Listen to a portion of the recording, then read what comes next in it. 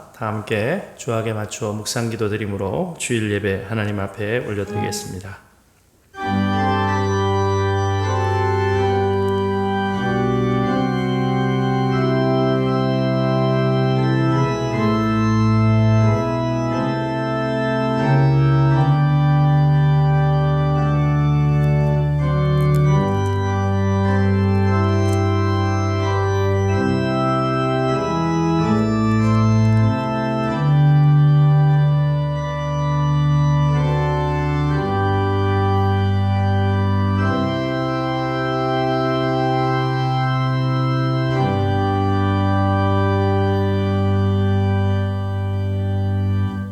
그러므로 형제들아 내가 하나님의 모든 자비하심으로 너희를 권하노니 너희 몸을 하나님이 기뻐하시는 거룩한 산 제물로 드리라. 이는 너희가 드릴 영적 예배니라.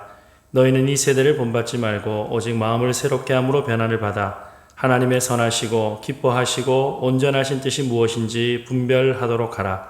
하나님은 영이시니 예배하는 자가 영과 진리로 예배할지니라. 아멘. 그 백성과 친히 함께하기를 원하시는 임마누엘 하나님을 찬양합니다. 이 시간 우리의 모든 예배 자리마다 주님 함께 하셔서 하나님의 은혜로 위로부터 내린 기쁨으로 충만한 복된 인생 삼아 주옵소서. 존귀하신 예수님 이름으로 기도 올리옵나이다. 아멘. 자리에서 일어나셔서 찬송가 25장 함께 찬송드리겠습니다.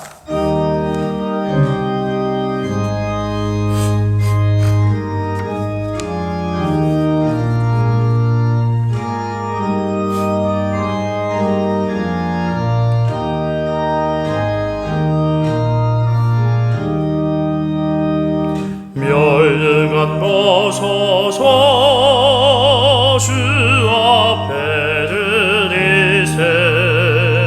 저 천사 깊은 노래가 온 땅에 퍼지네.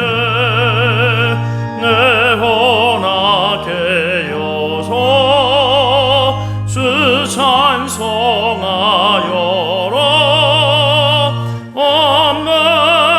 죄를 속하신 만왕의 왕일세.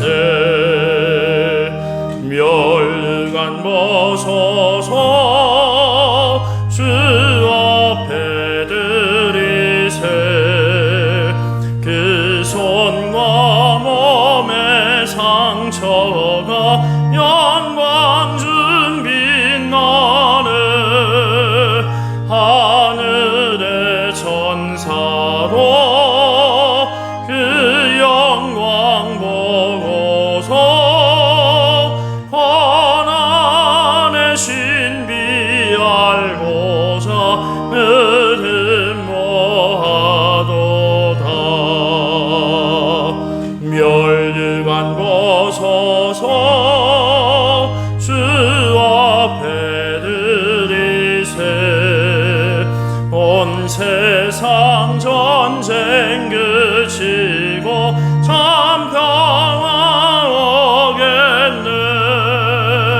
주 보좌 앞에서 온 백성 엎드려 그 한량 없는 영광을 늘 찬송합니다.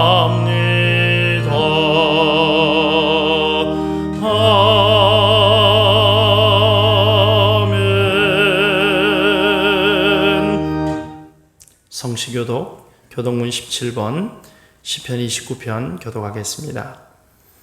너희 권능 있는 자들아 영광과 능력을 여호와께 돌리고 돌릴지어다. 여호와께 그의 이름에 합당한 영광을 돌리며 거룩한 옷을 입고 여호와께 예배할지어다. 여호와의 소리가 물 위에 있도다. 영광의 하나님이 우레소리를 내시니 여호와는 많은 물 위에 계시도다. 여호와의 소리가 힘 있으며 여호와의 소리가 위엄차도다. 여호와의 소리가 백향목을 꺾으시며 여호와께서 레바논 백향목을 꺾어 부수시도다. 그 나무를 송아지같이 뛰게 하시며 레바논과 시련으로 들송아지같이 뛰게 하시도다. 여호와의 소리가 화염을 가르시도다. 여호와의 소리가 광야에 광야를 진동하시며 여호와께서 가데스 광야를 진동시키시도다. 여호와의 소리가 암사슴을 낙태하게 하시고 삼림을 맑게 벗기시니 그의 성전에서 그의 모든 것들이 말하기를 영광이라 하도다. 여호와께서 홍수 때에 좌정하셨으며 여호와께서 영원하도록 왕으로 좌정하시도다. 여호와께서 자기 백성에게 힘을 주시며 여호와께서 자기 백성에게 평강의 복을 주시리로다. 아멘. 사도신경으로 우리 신앙 고백하겠습니다. 전능하사 천지를 만드신 하나님 아버지를 내가 믿사오며 그 외아들 우리 주 예수 그리스도를 믿사오니 이는 성령으로 잉태하사 동정녀 마리아에게 나시고 본디오 빌라도에게 고난을 받으사 십자가에 못 박혀 죽으시고 장사한 지 사흘 만에 죽은 자 가운데서 다시 살아나시며 하늘에 오르사 전능하신 하나님 우편에 앉아 계시다가 저리로서 산자와 죽은 자를 심판하러 오시리라. 성령을 믿사오며 거룩한 공회와 성도가 서로 교통하는 것과 죄를 사하여 주시는 것과 몸이 다시 사는 것과 영원히 사는 것을 믿사옵나이다. 아멘. 자리에 앉으셔서 찬송가 373장 함께 찬송드리겠습니다.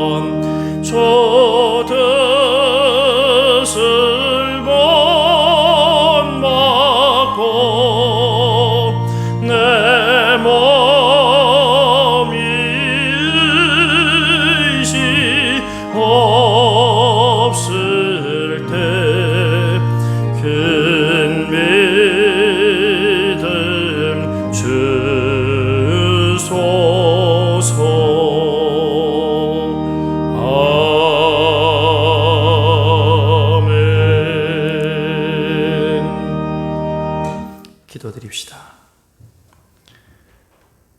역사를 주관하시는 하나님 아버지, 2020년 한 해도 주의 은혜 가운데 달려오게 하시니 무한 감사합니다. 여전히 끝이 보이지 않는 코로나 바이러스 사태 앞에서 하나님 앞에 사랑하는 성도들이 함께 모여 예배드리지 못하는 여러 가지 어려움과 또 여러 가지 고통들이 우리 가운데 있지만, 땅의 모든 소망이 무너지고 고통의 파도가 몰려올 때 이 땅에 우리의 소망이 없고 오직 하늘에 하나님께 소망을 두는 것만이 이 땅의 모든 고통과 눈물들을 이길 수 있는 비결임을 하나님 앞에 깨닫고 고백하고, 더욱더 내 주 예수 그리스도의 은총을 의지하며 달려가는 복된 인생의 걸음들 되게 하여 주시옵소서. 주님, 죄인을 구원하시기 위하여서 친히 사람 되셔서 이 땅 가운데 오셨던 임마누엘의 주님을 기뻐하는 이 성탄의 절기에 여전히 죄악과 고통과 여러 가지 죄악의 올무 가운데서 눈물 흘리는 아버지 불쌍한 영혼들을 주님께서 긍휼히 여겨 주시옵소서. 여러 가지 어려움과 고통 속에서 더욱더 주님을 찾게 하시고 이 위기의 때에 생명 되신 주 예수 그리스도의 복음을 증거할 수 있는 기회로 삼게 하셔서 우리의 삶으로 입술로 주 예수 그리스도 생명 복음 전하여서 잃어버린 영혼들을 찾아 구원케 하시는 주님 나라 역사에 동참하는 복된 인생의 걸음 삼아 주시기를 간절히 바라옵고 원합니다. 37년의 교회 역사 가운데 여러 가지 위기와 어려움 가운데서 함께 하셨던 주님, 이 모든 어려움을 통하여서 이내 교회의 주인이 주 예수 그리스도이심을 아름답게 드러내게 하시니 감사합니다. 위기 가운데서도 오직 교회의 머리 되신 주 예수 그리스도의 말씀을 쫓아 순종하며 달려가는 성도들의 사랑의 수고와 섬김 위에 이내 재단에 주님의 주권이 더욱더 선포되어지게 하시고 마지막 때 주님 나라 영광 위하여서 복음의 역사 위하여서 끝까지 사용되어지는 귀한 재단 삼아주시기를 간절히 바라옵고 원합니다. 오랫동안 질병과 여러 가지 고통의 연약함 가운데 주님의 회복을 바라는 사랑하는 성도들, 그 어려움의 자리, 아픔의 자리마다 주님 찾아가셔서 너니 두려워 말라 위로하시는 말씀으로 함께 하시고 네가 나았다라고 한번 말씀하여 주시고 주 예수 그리스도의 보배로운 피로 머리끝부터 발끝까지 어루만져 주셔서 주님의 은혜로 회복되어지는 기쁨의 역사가 임하도록 우리 주님 함께하여 주시옵소서. 이 마지막 때에 사랑하는 성도들 성령 충만함의 복을 허락하여 주셔서 주의 뜻을 깨닫게 하시고 깨달은 대로 순종하여 이 땅에 편만한 하나님 나라 생명 역사가 이루어지는 데 사용되어지는 복의 통로 삼아 주시기를 간절히 바라옵고 원합니다.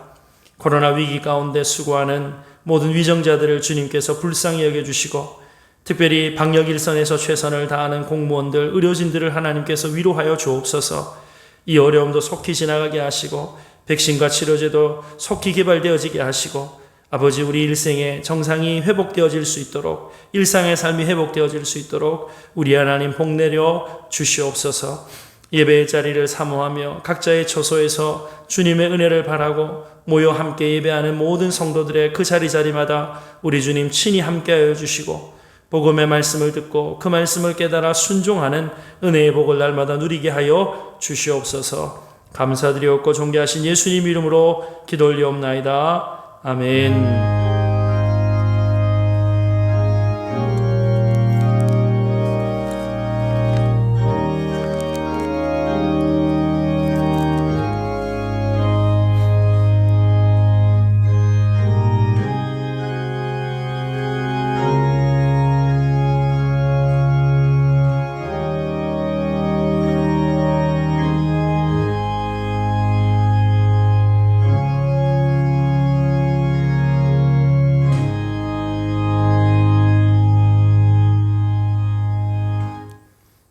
오늘 우리에게 주시는 하나님의 말씀은 신약 성경 베드로전서 4장 12절에서 16절까지 말씀입니다. 베드로전서 4장 12절로 16절, 제가 가진 성경 신약 381페이지입니다. 제가 봉독합니다. 사랑하는 자들아, 너희를 연단하려고 오는 불시험을 이상한 일 당하는 것 같이 이상히 여기지 말고 오히려 너희가 그리스도의 고난에 참여하는 것으로 즐거워하라. 이는 그의 영광을 나타내실 때에 너희로 즐거워하고 기뻐하게 하려 함이라.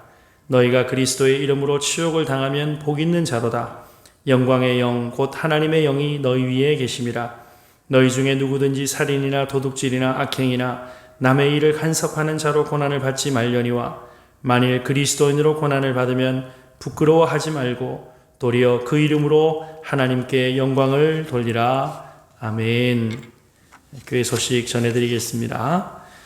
부산시 코로나 방역 대응 수칙이 2.5단계로 격상되었습니다. 이에 따라서 12월 28일까지 새벽 예배를 비롯한 수요 예배와 금요 기도회 정회한다는 것 양해해 주시기 바랍니다.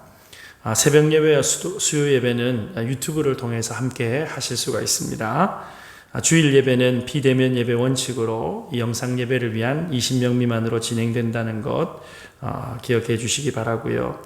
12월 25일 금요일 성탄 감사 예배도 비대면으로 진행을 합니다.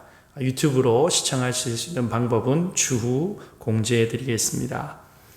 예정되어져 있던 예결산 재직회와 공동의회가 방역 대응 수칙 변경에 따라서 연기되어진다는 것 주의해 주시기 바랍니다. 나머지 광고는 주보를 참고해 주시고요. 이 시간 찬송가 213장 찬송 드리면서 준비하신 예물 하나님 앞에 올려드리겠습니다.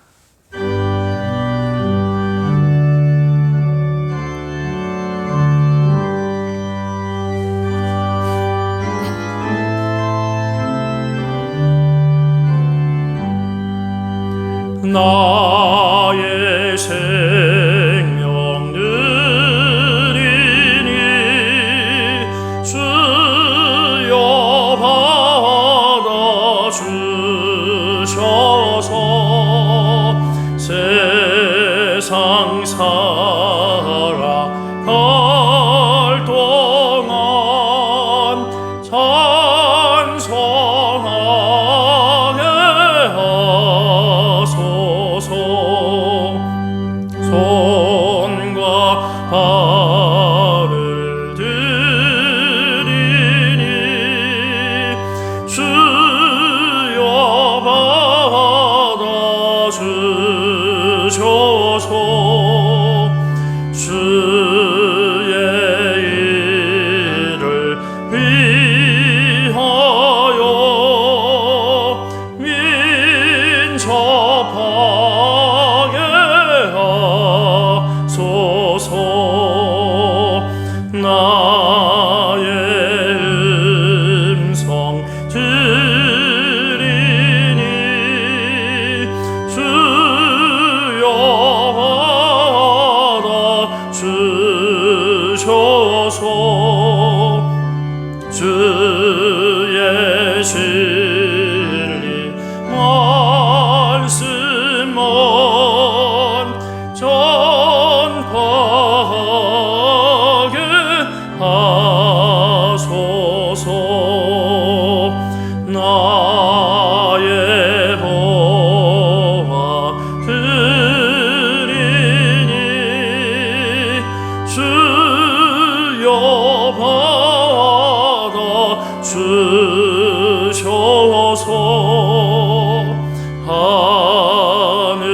하늘나라 위하여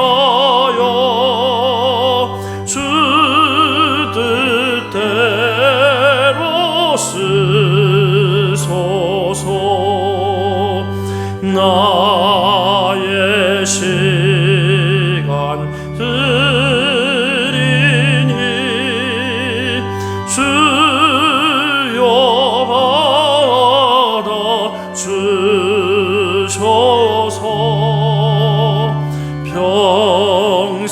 평생토록 주 위에 봉사하게 하소서.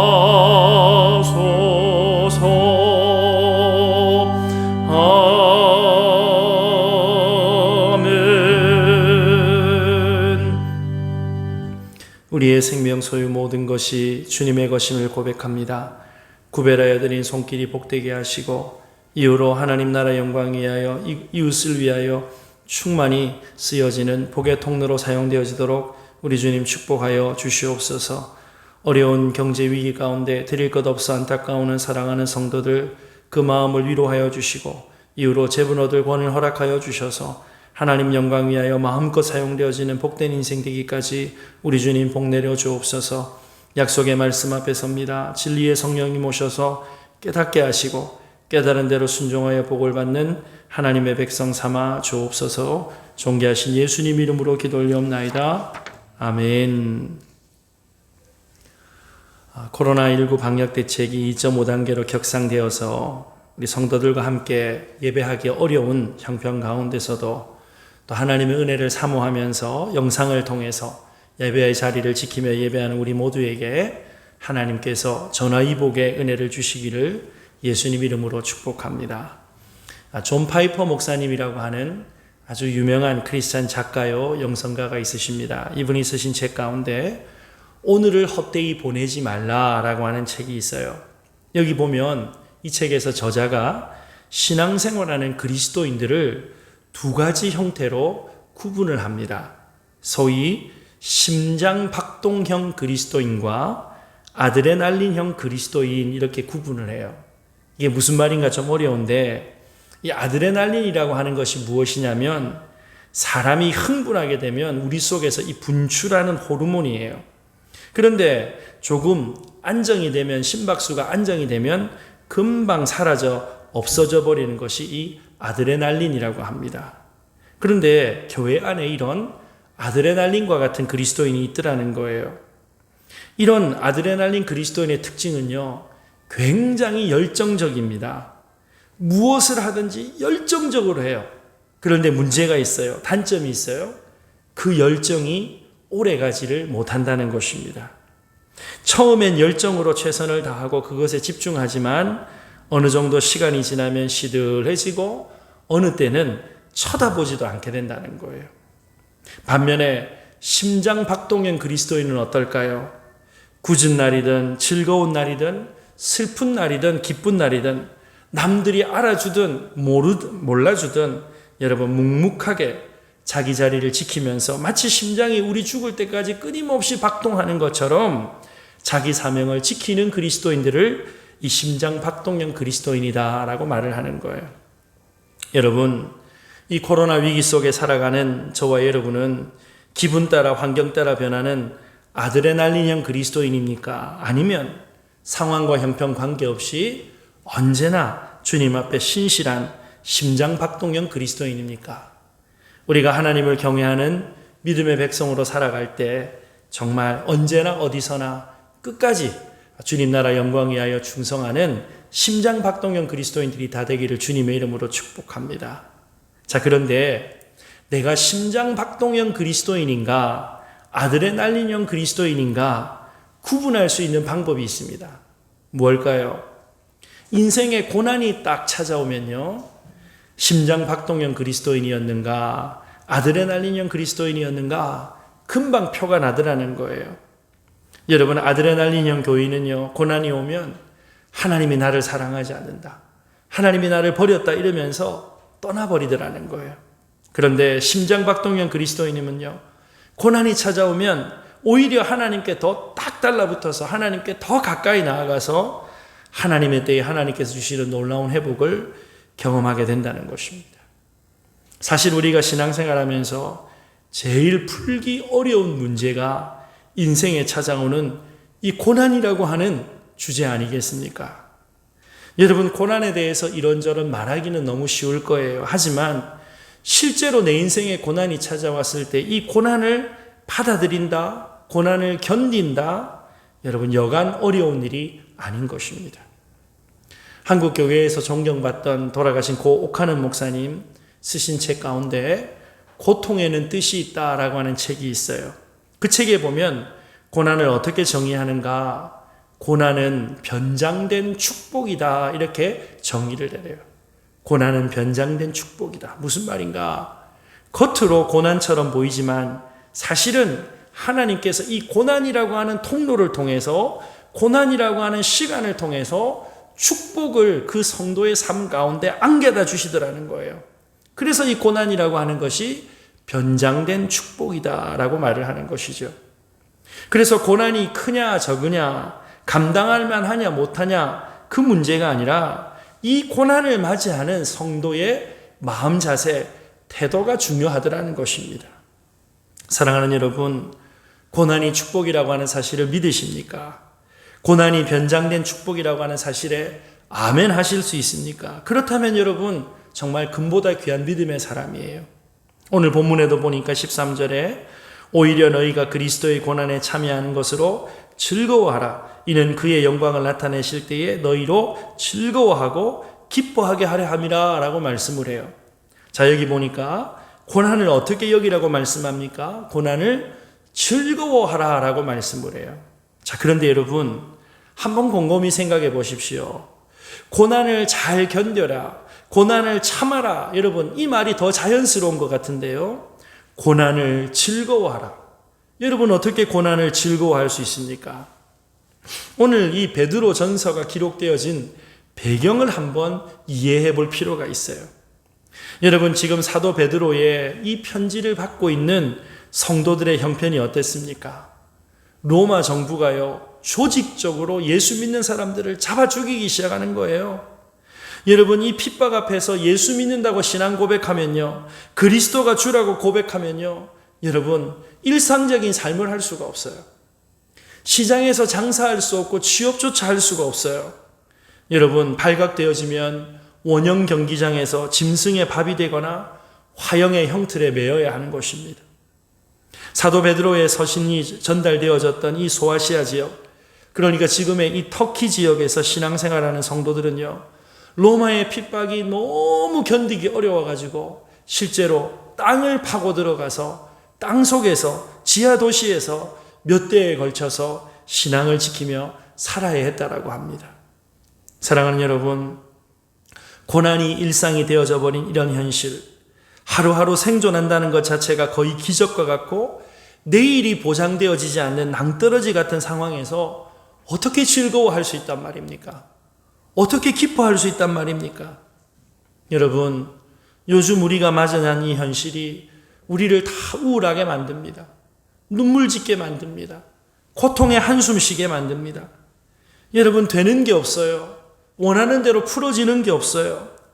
여러분, 우리가 신앙생활을 하는 것도 이 코로나 상황 가운데서 눈치를 보다 못해서 이제 정말 핍박을 각오해야 되는 상황이 오는 것은 아닌가라고 하는 형편에 우리가 놓여 있잖아요. 그런데 어떻게 이런 상황 가운데서 즐거워한다? 여러분, 이것이 정상적이라고 할 수 있단 말입니까? 여러분, 고난 중에 즐거워할 수 있습니까? 고난이 정말 축복 맞습니까? 오늘 고난 가운데 있었던 성도들을 향한 이 베드로 전서의 메시지를 함께 살피면서 다사다난했던 2020년을 마무리하는 중에 여전히 우리에게 있는 풀리지 않는 숙제, 이 고난을 통한 하나님의 사랑을 다시 한번 확인할 수 있게 되기를 예수님의 이름으로 축복합니다. 자, 그렇다면 오늘 본문의 말씀을 통해서 사도 베드로가 고난을 즐거워하라, 기뻐하라라고 하는 근거가 무언가를 우리가 이해해야 될 필요 있지 않겠어요? 베드로 사도가 무슨 이유로, 무엇을 근거로 고난을 즐거워하라라고 말씀을 하고 있습니까? 첫 번째로, 하나님은 고난이라고 하는 이 배움의 과정을 통해서 성도의 신앙을 성숙하게 하시기 때문입니다. 한마디로 고난이라고 하는 것은 그리스도인의 신앙을 성숙하게 하는 배움의 과정, 하나님의 교과 과정이라는 거예요. 12절 말씀에 사랑하는 자들아 너희를 연단하려고 오는 불시험을 이상한 일 당하는 것 같이 이상히 여기지 말라라고 말씀을 합니다. 여러분, 여기 보니까 일단 베드로가 시험 당하는 일을 이상한 일 당하는 것처럼 이상하게 여기지 말라라고 말씀을 해요. 무슨 말입니까? 우리가 인생을 살아가면서 고난이 있다는 것 당연한 일입니까? 여러분, 이 고난이 없는 것이 당연한 것입니까? 여러분, 고난이 있다라고 하는 현실이 어쩌면 우리가 살아있다라고 하는 증거 아니겠어요? 여러분, 우리가 인생을 살아가면서 하나님 아무런 근심 걱정 없이 살게 해주십시오라고 기도한다는 거는요, 다른 말로 하면 주님 이 세상 빨리 하직하게 해주십시오라고 하는 기도와 똑같아요. 여러분, 이 세상에 근심 걱정 없는 곳은요, 공동묘지밖에 없어요. 공동묘지는 그냥 조용해요. 아무 문제가 없어요. 그러니 여러분, 우리가 인생을 살아간다라고 하는 것은요, 매일매일 이 고난과 직면하는 것이죠. 어떤 면에서 우리 인생이라고 하는 것은 고난과 더불어 살아가는 거예요. 여러분, 고난, 고통, 문제, 여러분 이것이 없으면 정말 행복할까요? 이 고난과 고통이라고 하는 것은 우리 인생에서 피해 가야 되는, 우리 인생에서는 존재하지 않아야 되는 그러한 이 사건과 상황들입니까? 그렇지 않아요. 여러분, 심리학에서 사용되어지는 용어 가운데 심리적 회복 탄력성이라고 하는 것이 있어요.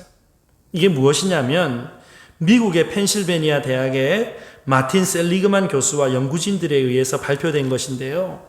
내용을 짧게 설명하면 이렇습니다. 여러분, 이 사람들이 인생을 살아가면서 고통을 받잖아요.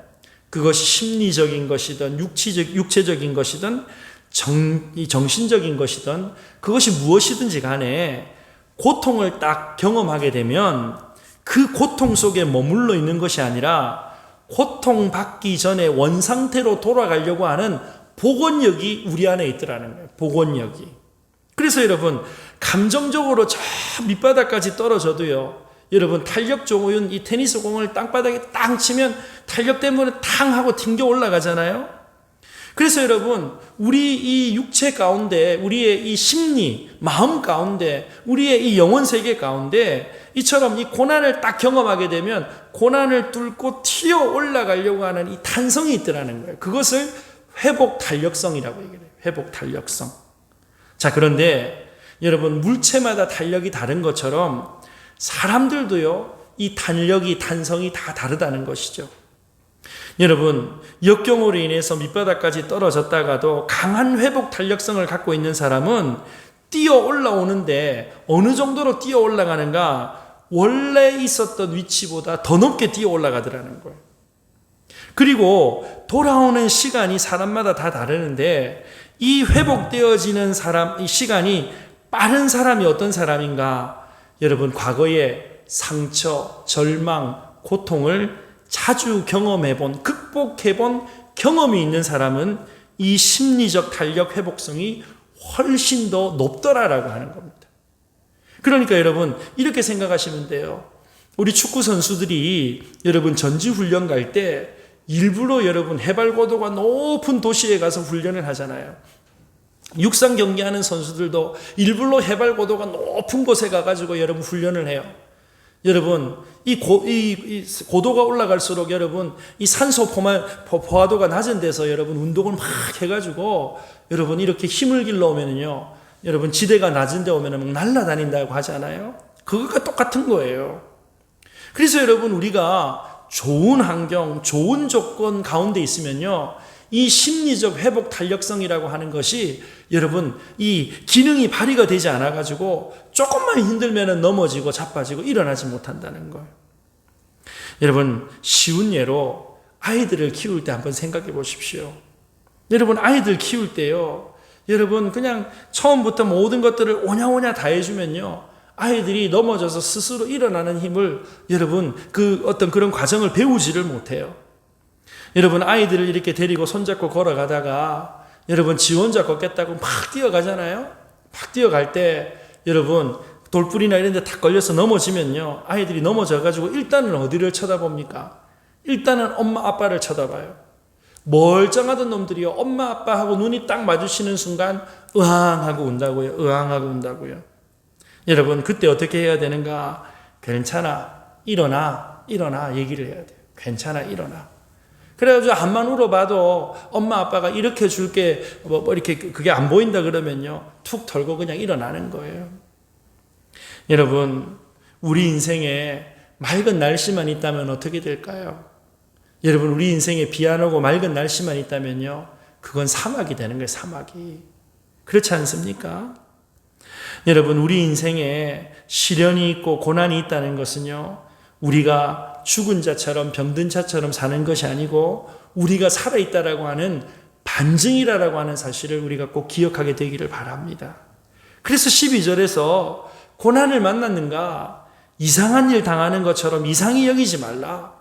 어렵다, 힘들다, 호들갑 떨지 말라. 바로 그것이 숨쉬고 살아있다라고 하는 증거다. 우리가 하나님 앞에 신앙생활을 하고 있다라고 하는 증거다라고 베드로 사도가 말씀하고 있는 거예요. 여러분, 어느 학자의 말처럼 우리 대한민국의 역사는 못 살겠다 하면서 5,000년을 견뎌온 역사라 그러잖아요. 여러분, 과거를 한번 생각해 보십시오. 그때는 좀 살기 좋았어 라고 할 때도요, 여러분 정도가 다르고 빈도가 다르고 상황이 조금 달렸을 뿐이지 그때도 힘들고 어려울 때가 있었어요. 고난이 없었던 건 아니에요. 여러분, 가만 생각해 보면 우리가 무언가 어떤 대책이 있어서 견뎌오고 살아온 게 아니었어요. 문제가 하나 생기면 정말 대책이 없었어요. 할 수 있는 거라고는 견디고 앉아 있을 수밖에 없었어요. 그런데 견디고 앉아 있었는데 하나님께서 또 한 곱이 넘어가게 하시고 또 한 곱이 넘어가게 하시고, 여러분 그렇게 하면서 우리가 배웠잖아요. 신앙생활 배웠잖아요. 하나님이 우리와 함께 하신다는 거 경험했잖아요. 사랑하는 여러분, 마음을 정해야 합니다. 어떻게 해야 될까요? 고난이 이상한 것이 아니라는 것을 우리가 인정해야 돼요. 고난은 하나님께서 우리를 버리신 저주가 아니라고 하는 것을 깨달아야 돼요. 고난이 있다는 것은 아주 정상적이라고 하는 사실을 인정해야 된다는 거예요. 왜? 내가 살아있는 증거이기 때문이지요. 오히려 이 고난이 있기 때문에 배울 수 있는 것입니다. 고난을 통과했기 때문에 나의 인격이, 나의 믿음이 자라나게 되어진 것이지요. 오늘 본문을 보니까 이 고난이라고 하는 시험, 그냥 시험이라고 말씀하지 않아요. 어떤 시험이라고 말합니까? 12절 말씀에 사랑하는 자들아 너희를 연단하려고 오는 불시험을 이상한 일 당하는 것 같이 이상히 여기지 말라. 자, 여기 시험을 설명하는데 불시험, 연단 이런 표현을 쓰고 있어요. 그런데 여러분, 이 불시험의 역할이 무엇인가? 연단시키는 거라는 거예요. 연단시키는 것. 여러분, 연단, 불시험 하면 생각나는 구약의 인물이 없습니까? 욥이라고 하는 인물이 있잖아요. 여러분, 욥이요, 이 불시험, 연단을 통과하고 나서 하나님 앞에 뭐라고 고백을 합니까? 욥기 23장 10절에 그러나 내가 가는 길을 그가 아시나니 그가 나를 단련하신 후에는 내가 순금같이 되어 나오리라. 여러분, 여기 욥이 뭐라고 고백합니까? 내 인생에 가는 길을 하나님께서 알고 계신다는 것. 하나님께서 알고 계신다는 것. 여러분, 하나님께서 알고 계시다라고 하는 말을 다른 말로 바꾸면 하나님께서 우리의 인생을 간섭하고 계실 뿐만 아니라 우리 인생을, 우리가 살아가는 이 모든 역사를 붙들고 계시다는 것 아니겠어요? 사랑하는 여러분, 오늘 우리에게 닥쳐진 이 고난, 어려우면요, 우리가 정금되어질 수 있는, 순금되어질 수 있는 순수한 신앙으로 변화되어질 수 있는 여러분 기회인 줄로 믿으시기를 주님의 이름으로 축복합니다.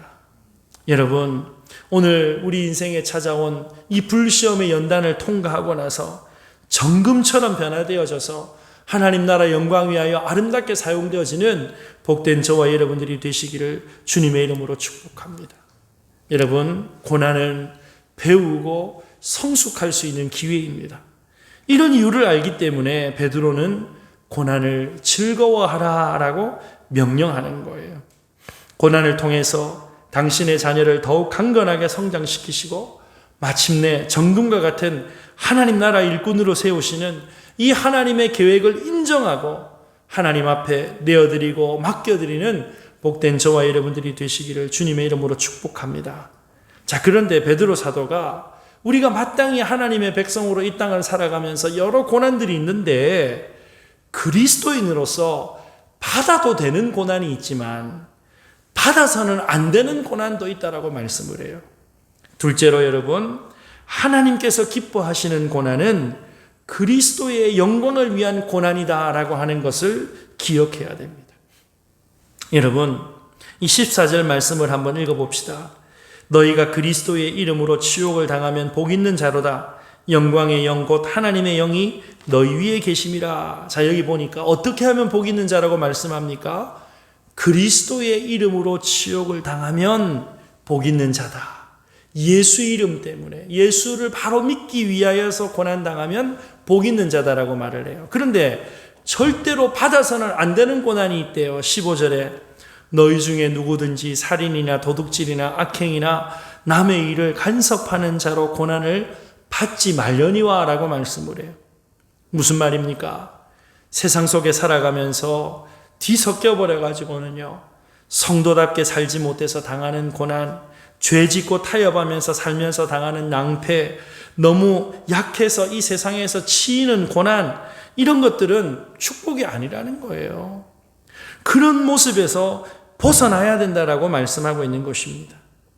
여러분, 어쩌면 이런 면에서 이 코로나 상황이라고 하는 것은 우리가 하나님을 믿는 믿음 생활하면서 제대로 믿지 못한 것, 믿음과 삶이 일치가 되어져야 되는데 믿음 따로 삶 따로 이중적인 삶을 살아갔던 우리의 연약함과 완악함을 벗어버리라. 신앙을 바로 세우면서 믿음과 신앙 일치가 되어져서 그리스도 예수를 닮는 믿음의 삶으로 하나님 앞에 자라가라라고 요구하시는 하나님의 뜻과 계획이 있는 줄로 받으시기를 주님의 이름으로 축복합니다. 여러분, 죄에 대하여서 보응받는 걸 가지고 하나님 나에게 시험하신다, 이렇게 착각해서는 안 되는 거예요. 여러분, 스스로 행한 악함 가지고 자기가 스스로 올무를 만들어 놓고는 하나님께서 나를 연단하신다, 이렇게 여러분 착각해서는 안 된다라고 하는 것입니다.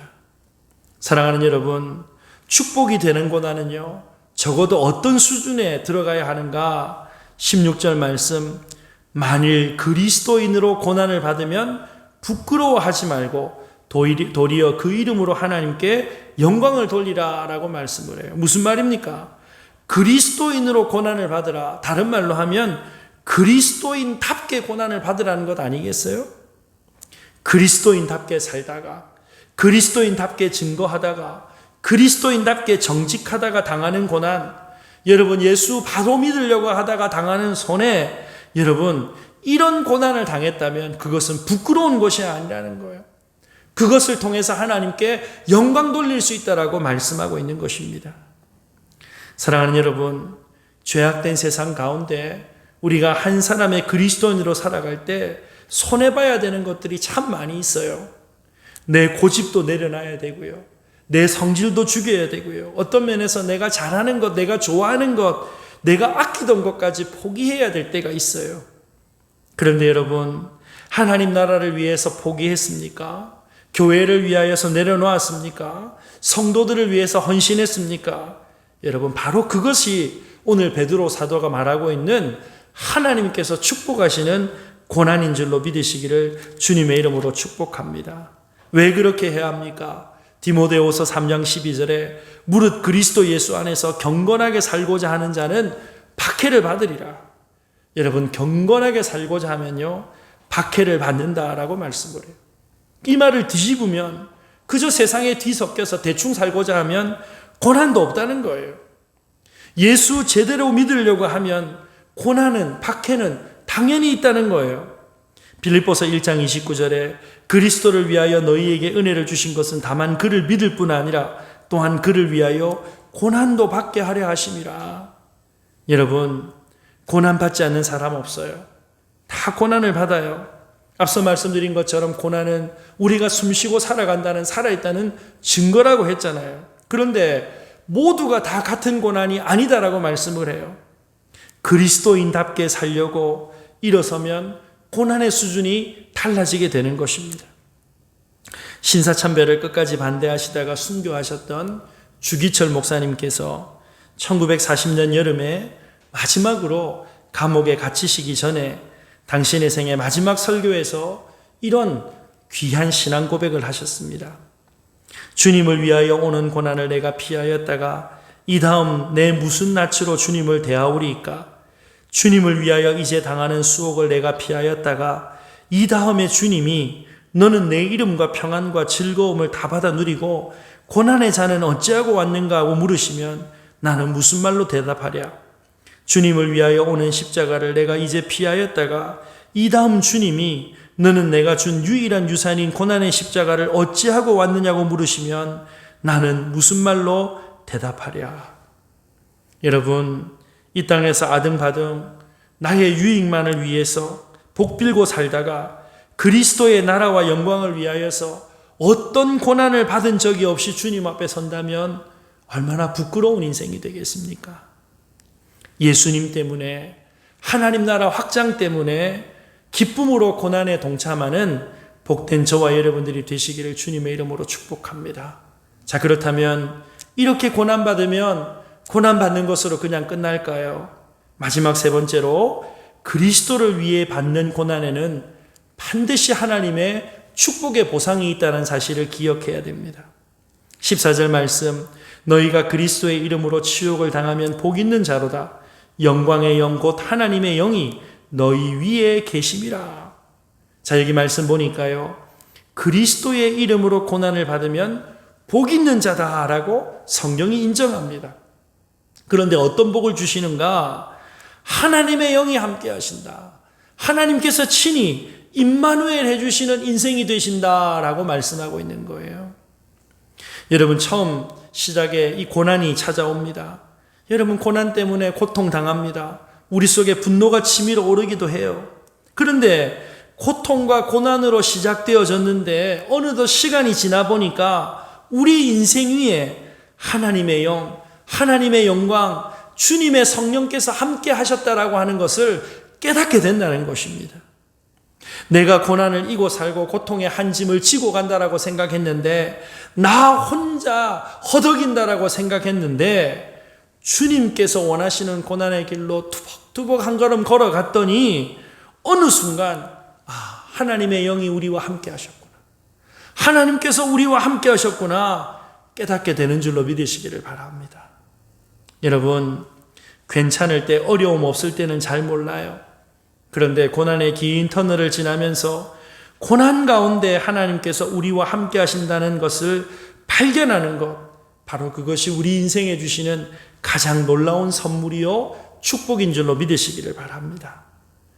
일본의 기독교 작가 가운데 평생 연약한 몸으로 중병을 앓고 살았던 미우라 아야코 여사가 이런 말씀을 하셨다고 해요.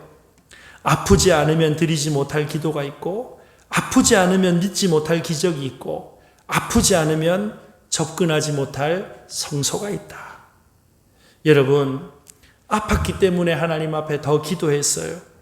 힘들었기 때문에 주님의 기적을 의지했어요. 고난 가운데서 주님 앞으로, 주님 품으로 더 가까이 달려가게 되어졌다는 이 고백이 오늘 고난 가운데 하나님 앞에 올려드리는 저와 여러분의 아름다운 믿음의 고백이 되기를 주님의 이름으로 축복합니다. 여러분, 어쩌면 고난이 있어서 하나님께 더 가까이 가게 되어졌어요. 고통이 우리 인생에 있었기 때문에 하나님께서 기뻐하지 않는 죄악의 유혹들을 다 끊어낼 수가 있었어요. 그래서 내 인생 가운데 하나님이 함께 하시는구나라고 하는 사실을 깨닫게 되어지는 것, 가장 놀라운 복 아니겠습니까? 앤드류 머레이가 이렇게 말을 합니다. 우리가 고난을 당할 때 하나님은 왜 때때로 지체하시는가? 하나님이 지체하실 때마다 하나님은 우리에게 갑절의 복을 준비하고 계심이 확실하다.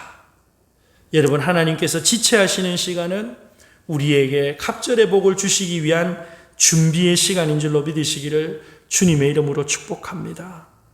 여러분, 우리가 혹시 고난 가운데 낙심할까봐, 세상 가운데 지쳐 쓰러질까봐 이 고난이 축복이다라고 하는 신앙의 원리를 저와 여러분들에게 허락해 주셨어요. 여러분, 보리 농사를 지으면요, 여러분, 이 보리 농사를 지을 때 싹이 나고 나면 꼭 해야 되는 일이 있어요. 보리싹을 밟아야 됩니다. 여러분, 보리싹을 밟게 되면요, 어떻게 되는 줄 아세요? 신기하게 밟혔다가 다시 일어난 싹에는요, 여러분, 더 많은 알이 붙게 된다라고 그렇게 농사 짓는 분들이 이야기를 하십니다. 여러분, 자연 법칙 속에서도 성도가 세상 살아가면서 고난 때문에 낙심하고 절망할까봐 고난이라고 하는 것이 축복이라고 하는 이 법칙을 심어 놓으신 줄로 믿으시기를 주님의 이름으로 축복합니다. 사랑하는 여러분, 고난은 끝이 아닙니다. 고난은 하나님의 살아계심을 경험하고 배워서 새롭게 도약하고 성숙할 수 있는 기회인 줄로 믿으시기를 바랍니다. 시편 30편 11절에 주께서 나의 슬픔이 변하여 내게 춤이 되게 하시며 나의 베옷을 벗기고 기쁨으로 띠띠우셨나이다. 사랑하는 여러분, 슬픔이 변하여 마침내 기쁨이 되어지는 놀라운 복이 누리는 저와 여러분들이 되시기를 주님의 이름으로 축복합니다. 여러분, 마지막으로 이 베드로 사도가요, 이 고난 가운데서 견디기 어려워하고 또 지쳐 쓰러지고자 지려고 하는 성도들을 향하여서 다시 한번 견딜 수 있는 믿음의 비결을 알려주고 있어요. 우리가 읽지 않았지만 19절 말씀을 마지막으로 읽겠습니다. 19절에 그러므로 하나님의 뜻대로 고난받는 자들은 또한 선을 행하는 가운데 그 영혼을 미쁘신 창조주께 의탁할지어다. 자, 여기 보니까 고난받는 자들이 하나님을 의지하면서 적극적으로 믿음으로 선을 행하면서 그 영혼을, 그 인생을 미쁘신 창조주께 의탁하라 라고 말씀을 해요. 무슨 말입니까? 맡겨드려라, 기도해라 라고 말씀하고 있는 것입니다. 사랑하는 여러분, 이 고난과 고통의 상황 가운데서 하늘을 향해 열어놓으신 하나님의 은혜를 의지하면서 날마다 기도의 문을 두드리고 기도의 자리에서 부르짖는 저와 여러분들이 되시기를 주님의 이름으로 축복합니다. 베드로전서 5장 7절에 너희 염려를 다 주께 맡기라 이는 그가 너희를 돌보심이라라고 말씀을 해요. 여기 맡긴다라고 하는 말은 원어의 뜻을 보니까 내 던진다라고 말씀을 해요. 하나님 앞에 내 던지면, 하나님 앞에 내어드리면 하나님께서 다 받아주시고 해결해 주실 줄로 믿으시기를 바랍니다. 여러분, 하나님 앞에 내 던진다는 게 뭐예요? 기도한다는 것 아니겠어요? 사랑하는 여러분, 오늘 우리 마음을 누르는 인생의 무거운 짐이 무엇입니까? 눈만 감으면 떠올라서 한숨밖에 나오지 않는 가슴 아픈 문제가 무엇입니까? 주님 앞에 내어드리고 맡겨드리고 의탁하는 가운데 이 고난을 통하여 우리의 영혼을 성숙해 하실 뿐만 아니라 임마누엘 하셔서 우리와 함께 하시는 주님을 만나고 그분과 함께 이 고난의 터널을 묵묵하게 견뎌내며 걸어갈 수 있는 복된 저와 여러분들이 되시기를 바랍니다. 그래서 날마다 이 고통의 사망의 음침한 골짜기 가운데서도 우리의 걸음을 인도하시는 목자 되신 주님의 선하신 인도함을 날마다 누리고 살아가는 복된 저와 여러분들이 다 되시기를 주님의 이름으로 축복합니다. 기도합시다. 하나님 아버지, 인생에 찾아오는 고난, 이 아픔과 고통들 가운데서 때로 하나님 어디 계신가 원망하고 불평할 때도 있었지만 뒤돌아보니 하나님 우리와 함께 하셨고 우리를 그 품에 품어주셔서 이만하게 하여 주신 것 무한 감사합니다. 여전히 끝날 것 같지 않는 인생의 고난과 고통의 터널 가운데서도 하나님께 의탁하고 내어드리고 맡겨드리는 가운데 주님께서 들으시고 마침내 응답하셔서 역사하시는 놀라운 기적의 역사들을 경험할 수 있도록 우리 주님 역사하여 주옵소서. 코로나19 사태가 점점 심각해지는 어려움 가운데 있습니다. 우리 주님 다만 우리를 불쌍히 여겨주시고 눈에 보이지 않는 바이러스 앞에서도 옴짝달싹하지 못한 우리가 연약한 피조물일 뿐임을 기억하게 하시고 온전히 주님을 의지함으로 하나님께서 허락하시는 전화이복의 복을 날마다 누리며 하나님 함께 하심의 증거를 드러내며 살아갈 수 있는 복의 통로 되기까지 우리의 삶을 주장하여 주시옵소서. 감사드리옵고 존귀하신 예수님 이름으로 기도 올려옵나이다. 아멘. 우리 이 시간 하나님 한 번 더 나를 함께 찬송드리고 축도로 예배를 마치겠습니다.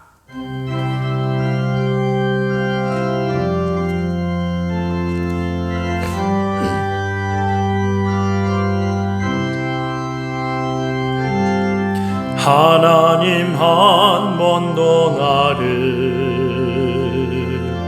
실망시킨 적 없으시고 언제나 공평과 은혜로 나를 지키셨네. 지나온 모든 세월들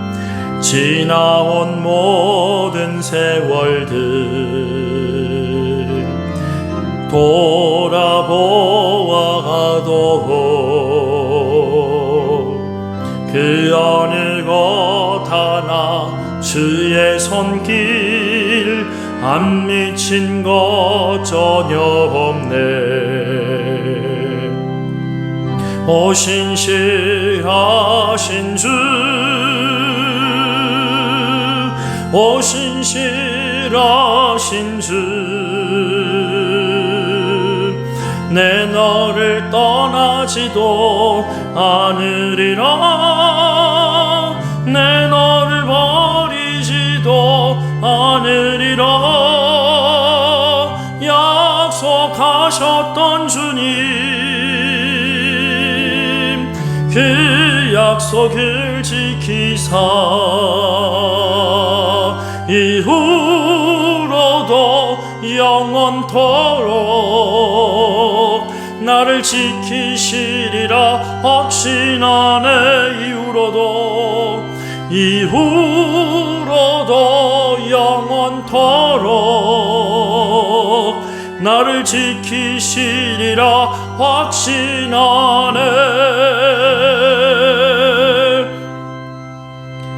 지금은 우리 주 예수 그리스도의 은혜와 독생성자 우리 위하여 아낌없이 내어주신 하나님 아버지 크신 사랑과 성령의 감화감동 위로교통 인도하심의 역사가 고난과 고통 가운데 그 백성을 친히 돌보시며 함께하시는 임마누엘 하시는 주님의 은혜로 말미암아 이 고통도 넉넉히 이겨내고 날마다 하나님 살아계신 것을 아름답게 증거하는 복의 통로로 살기 원하는 사랑하는 모든 성도들 머리 위에 이후로 영원토록 함께 있을지어다. 아멘.